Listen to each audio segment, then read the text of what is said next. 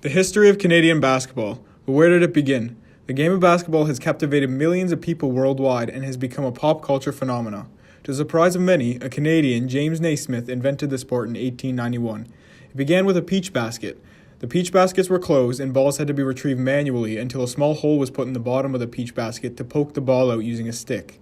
At first, the game was very violent and players would run at each other, and each game became a fist fight, as players would hit and body check each other to get closer to the basket.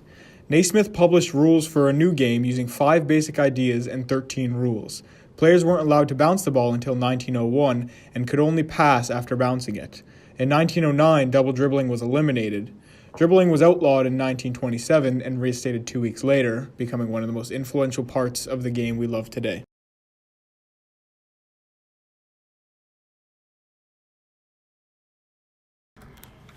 Canada first joined international men's basketball at the 1936 Olympics, winning a silver medal after a loss to the United States in the finals. Since then, Canada has never won another basketball Olympic medal. However, we have won 6 medals at the FIBA Ameri Cup, where they won 2 silver medals in 1980 and 1999, and 4 bronze medals in 1984 and 1988, 2001, and 2015. Canada won their only international gold medal at the 1983 Summer Universiade hosted in Edmonton, Alberta. This was the only gold that the boys ever won. The Edmonton Grads were an all-girls basketball team who won over 500 games and suffered only 20 losses between 1915 and 1940. In their first international appearance, the Grads swept the world champions, the Cleveland Favorite Knights, and won the Underwood Trophy. The team returned the trophy when they disbanded in 1940. They also captured 4 consecutive Olympic titles from 1924 to 1936, winning all 27 games they played and dominating the offensive side, scoring a total of 1,863 points. The Edmonton Grads have a lasting legacy as one of Canada's greatest teams. All right, let's get ready to raise the curtain here in Toronto, the home opener, and let's join PA announcer Herbie Kuhn. Please welcome the starters for your Toronto Raptors!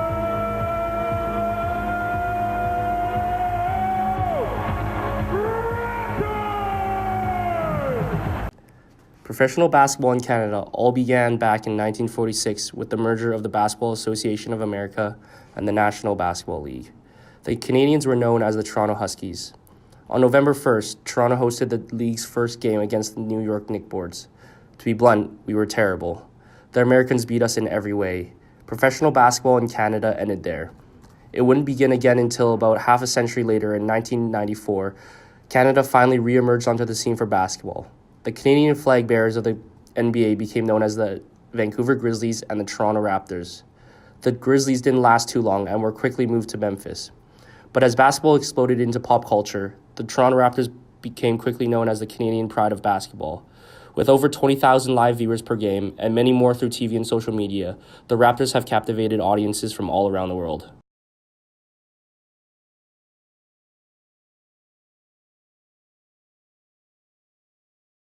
The Phoenix Suns select Steve Nash from the University of Santa Clara.